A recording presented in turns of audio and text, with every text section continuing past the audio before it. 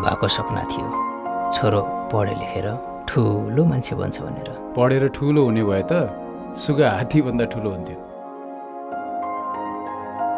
यो बुढेसकाल पनि साह्रै गाह्रो हुने रहेछ।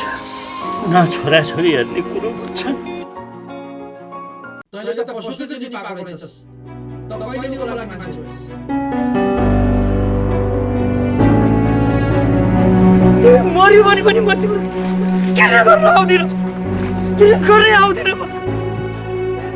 कसरी चलाएको साइकल? कहाँ जानलाई हतार हो यस्तो?